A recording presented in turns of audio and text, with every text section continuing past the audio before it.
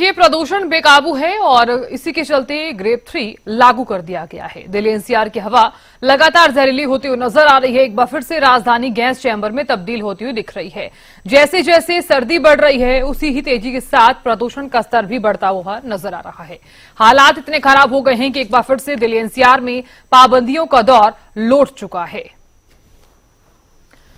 तो 4 तस्वीरें आप तक हम साझा कर रहे हैं और कहां किस जिले में कितना एक्यूआई है इसका भी हम जिक्र कर रहे हैं। रोहतक में 306 बहुत खराब श्रेणी में, गुरुग्राम में 292 खराब, कुरुक्षेत्र में 291 बहुत खराब श्रेणी में है और भिवानी में 402, जींद में 378, पानीपत में 339, चरखी दादरी में 321, कैथल में 308 एक्यूआई है। किस जिले में कितना एक्यूआई है इसका भी हम जिक्र कर रहे हैं।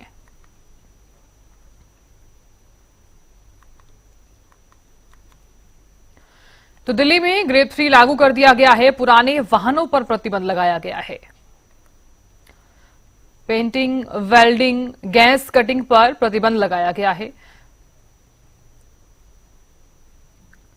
तो चलिए अब आपको पलवल और गुरुग्राम में लिए चलते हैं। वहां पर कितनी स्थिति जो है वो खराब है बढ़ते पॉल्यूशन के बीच, ये भी जान लेते हैं। गुरुग्राम से हमारे संवाददाता संजय जुड़ गए हैं और पलवल से दिनेश सहरावत जुड़ गए हैं। संजय, सबसे पहले आपका रुख करना चाहूंगी मैं, क्योंकि देखिए दिल्ली एनसीआर के साथ साथ गुरुग्राम में भी पॉल्यूशन जो है वो बढ़ता हुआ नजर आ रहा है। लोग किस तरह से सावधान नजर आ रहे हैं और क्या क्या उपाय कर रहे हैं बढ़ते पॉल्यूशन के बीच? जी बिल्कुल साधना, जिस तरीके से दिल्ली एनसीआर की आबोहवा काफ़ी प्रदूषित होती जा रही है, काफ़ी जहरीली होती जा रही है। गुरुग्राम की और दिल्ली एनसीआर की बात करूं तो गैस चैम्बर में पूरा दिल्ली एनसीआर जो है तब्दील होता जा रहा है, क्योंकि गुरुग्राम में आज एक्यूआई लेवल की बात करूं 321 के पार जो है वो दर्ज किया गया है, जो कि बेहद ही खराब श्रेणी में दर्ज किया गया है। और आने वाले दिनों में एयर क्वालिटी इंडेक्स और अधिक बढ़ सकता है, क्योंकि अब लोगों को दोहरी मार झेलनी पड़ रही है। जहां पहले स्मोक की जो मार थी वो झेलनी पड़ रही थी, अब कहीं ना कहीं फोग भी लोगों के लिए एक बड़ी सरदर्दी बना हुआ है, क्योंकि लगातार एक्यूआई लेवल जो है नियंत्रण में करने के बजाय आए दिन बढ़ता जा रहा है। यही एक बड़ा कारण है गुरुग्राम के अस्पतालों में अब मरीजों की संख्या लगातार बढ़ती जा रही है। तस्वीरें मैं आपको दिखाना चाहूंगा गुरुग्राम की।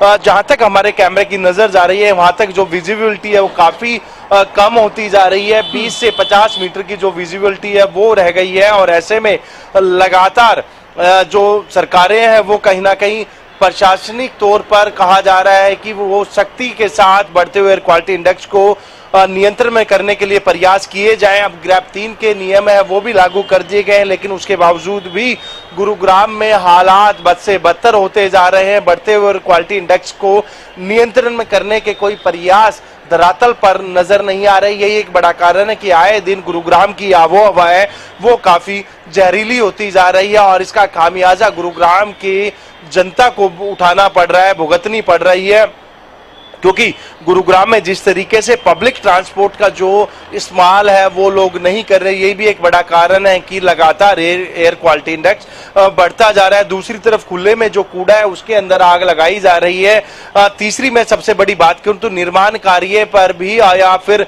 मैं बात करूं डीजल से चलने वाले जनसेट को भी बंद किया गया है, लेकिन अभी भी गुरुग्राम की सड़कों पर धड़ल्ले से चल रहे हैं। विजिबिलिटी इतनी कम है गुरुग्राम के अंदर, तमाम जो वाहन चालक हैं वो अपनी हेडलाइट यानी कि फोग लैंप का उपयोग करते नजर आ रहे हैं, क्योंकि लगातार आने वाले दिनों में जिस तरीके की स्मोक की एक व्हाइट चादर छाई हुई है बादलों में, आसमान में, आने वाले दिनों में फोग का भी असर दिखेगा और लोगों को और ज्यादा बेहद परेशानी का सामना करना पड़ रहा है। जिला प्रशासन की मैं बात करूं साधना, तो अभी तक धरातल पर कुछ जो पुख्ता इंतजामात हैं वो नजर नहीं आए। भले ही रोड साइड जो डस्ट है या मिट्टी है उसके ऊपर जो पानी है उसका छिड़काव जरूर कराया जा रहा है, ये पर्याप्त नहीं होगा जब तक जो लोग लापरवाही बरत रहे हैं ऐसे लोगों के खिलाफ सख्त से सख्त जो कार्रवाई है वो प्रशासन नहीं करता। तो लगातार इसी तरीके से गुरुग्राम की जो तस्वीरें हैं वो देखने को मिलती रहेंगी। बिल्कुल संजय, देखिए बढ़ते पॉल्यूशन के बीच दिल्ली एनसीआर में ग्रेड 3 भी लागू कर दिया गया है, कितना असर देखने को मिल रहा है?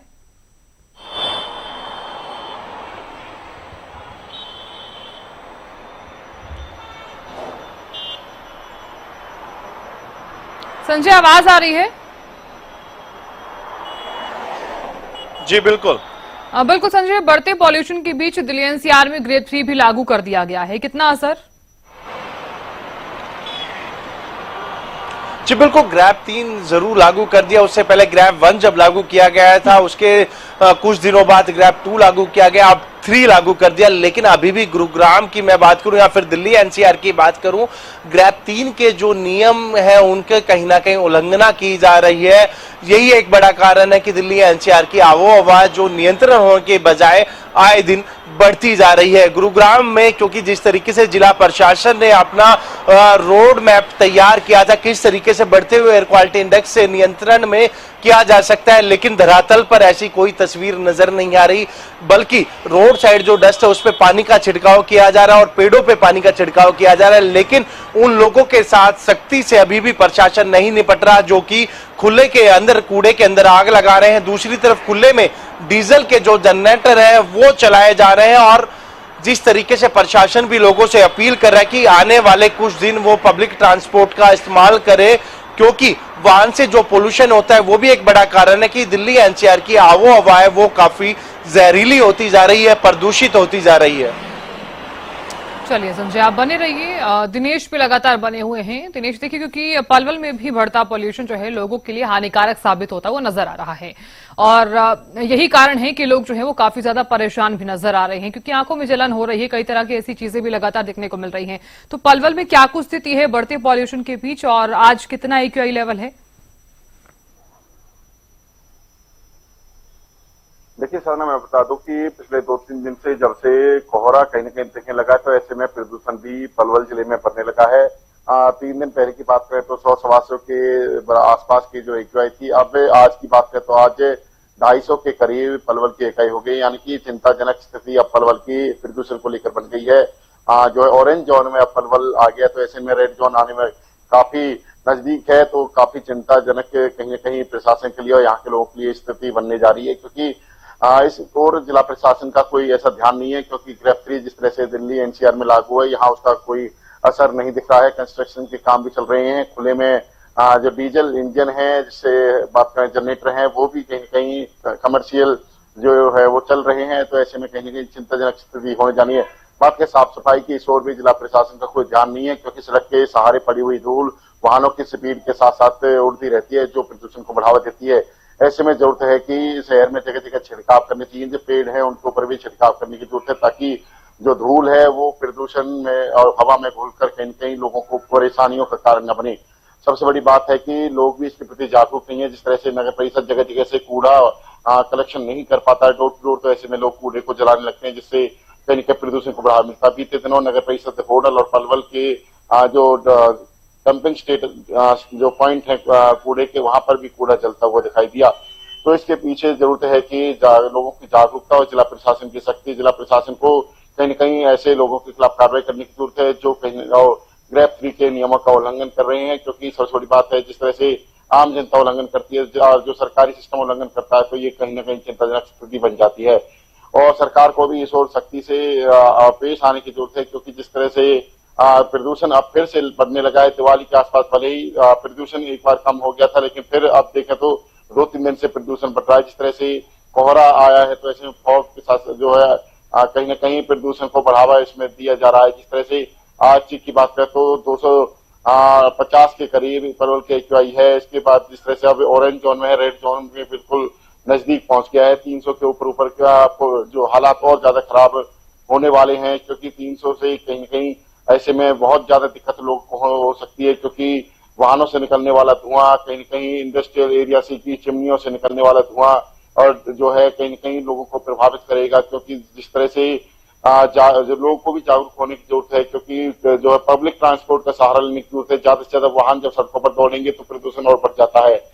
आखिर देखा जाता है कि हर जो दिवाली के 15-20 दिन पहले ये प्रदूषण बढ़ता है, दिवाली के 15-20 दिन बाद तक रहता है, लेकिन 1 महीने लगभग प्रदूषण को लेकर हो गए हैं, तो फिर से एक बार प्रदूषण ने रफ्तार पकड़ ली है। कहीं न कहीं अब लोगों पर दोहरी मार पड़ती हुई दिखाई देगी। एक तरफ तो प्रदूषण लोगों को परेशानी में डालेगा, तो दूसरी तरफ कोहरे की वजह से हादसे लगातार इन दिनों बढ़ जाते हैं, क्योंकि कोहरे की वजह बिल्कुल से दिनेश जी, क्योंकि देखने वाली बात है, क्योंकि जो जिस तरह से पॉल्यूशन का लेवल है वो बढ़ता हुआ नजर आ रहा है, ऐसे में लोग कितने सावधान हैं ये भी बड़ी बात हो जाती है, क्योंकि खुद ही सुरक्षित रहना होगा। बहुत बहुत शुक्रिया बने रहने के लिए संजय, आपका भी बहुत बहुत शुक्रिया बने रहने के लिए।